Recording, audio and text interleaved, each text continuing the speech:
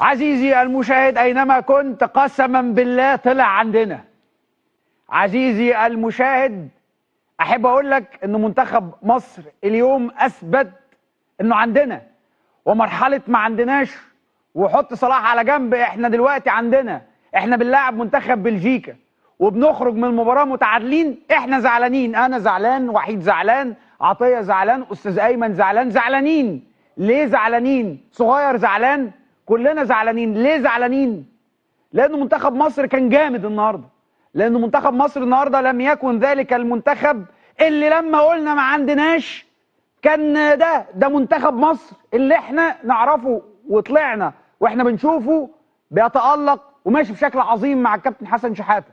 احنا النهارده بنلاعب واحد من أهم منتخبات العالم وانا مش خايف منه. النهارده بنلاعب منتخب بلجيكا وانا معايا الكابتن حسام حسن، قاري جيم كويس جدا جدا، مجهز تشكيله وطريقه لعب وتنفيذ مفيش احلى من كده، ولا في اهم من كده، ولا في اعظم من كده. عزيزي المشاهد، احنا عندنا منتخب كبير. عزيزي المشاهد اينما كنت وبتشوفنا من اي مكان، ما تقلقش وما تخافش، لانه فعلا منتخب مصر النهارده اثبت ان لديه القدره على التنافسيه الشديده. انت بتلاعب منتخب بلجيكا بكامل نجومه، بدوكوهو، بدي بروينوه، بلوكاكوه، بكل الناس، بكامل العدد، بكامل الامكانيات، بكامل القدرات.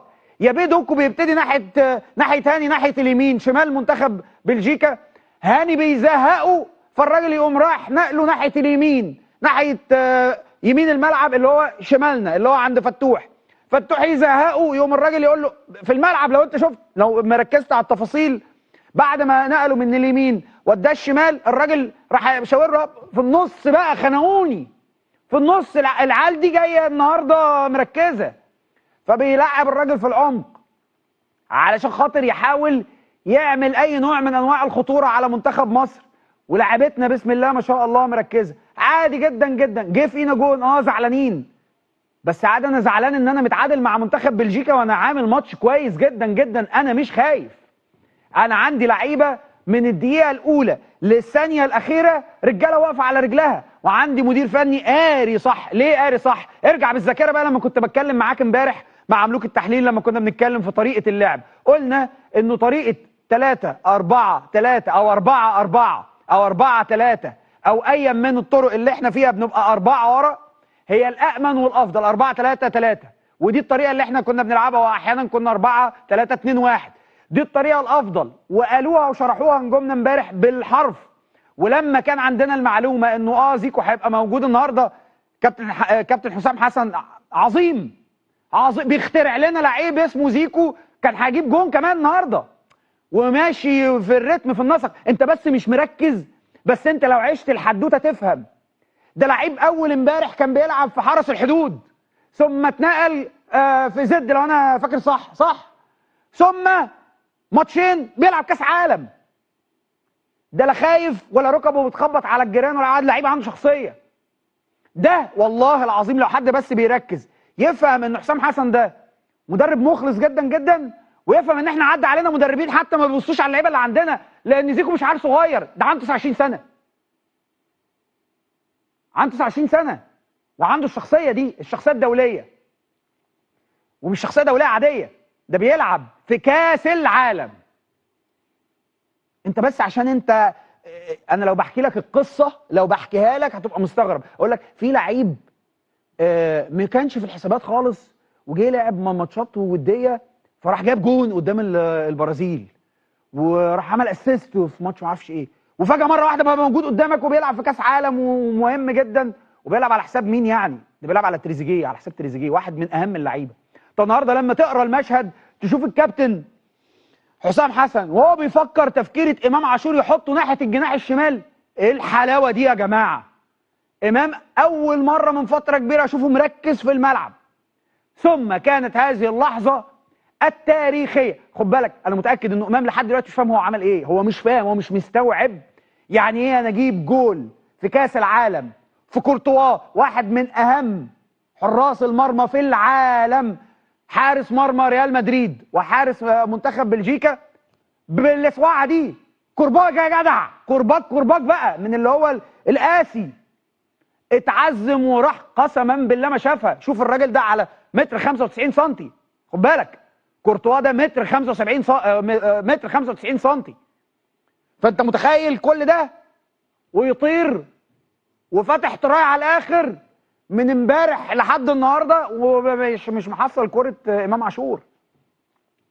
حاجه انت النهارده كل لعيب في منتخب مصر يستحق تحيه كبيره جدا جدا. محمد هاني كان متميز من اللحظه الاولانيه واضح. ويا جماعه محمد هاني لعيب بيظهر في الماتشات الكبيره، حط له بس لعيب هيتلاقي انا متاكد هاني هيقعد يذاكره، هيحفظه.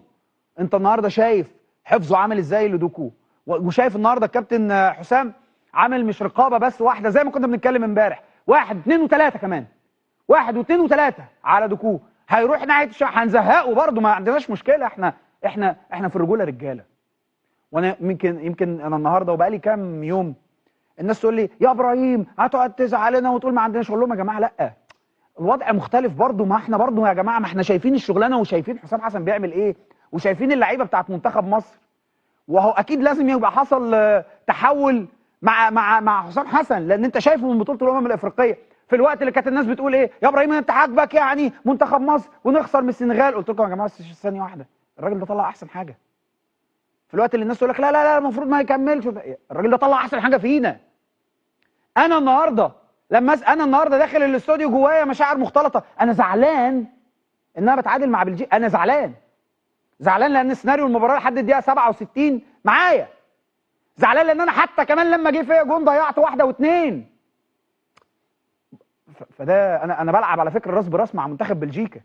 انا لا مستخبي، راس براس وبروح وبهدد ومره واثنين وثلاثه واربعه ومش خايف من حاجه واعرف امن كويس. والراجل المدير الفني بتاعي مركز ومصحصح عادي. يعني الناس تقول لك ايه بس اصل انا لوكاكو عادي ايه يعني اللي بيحصل عادي. ما انا مش بلعب كراسي برضه، بلعب منتخب بلجيكا برضه يعني. فعادي برضه ان انا اغلط عادي، ايه المشكله يعني؟ عادي. انا شاط 10 مرات، انا منتخب مصر شايط 10 مرات جوه منطقه جزائه. مالك يا عم في ايه؟ منتخب بلجيكا بقى بجبروته شايط اقل مني، شايط 9. بص بقى على المباراه اجماليها فنيا، لا انت عامل لوحه باشا، انا عامل بورتريه، انا عامل حاجه اتبسط بيها يعني، اتبسط بيها للتاريخ. فاللهم لك الحمد والشكر. هذا اداء تاريخي اشوفه. انا ما افتكرش. طب تعالوا نحسبها كده، سيبك من كاس العالم 34 لانه ما كانش في بني ادمين عايشين. مش بس الاداء بالشكل ده، انما في اداء كمان احسن وافضل من كده بكتير. وتخيل هذه دفعه معنويه كبيره جدا جدا.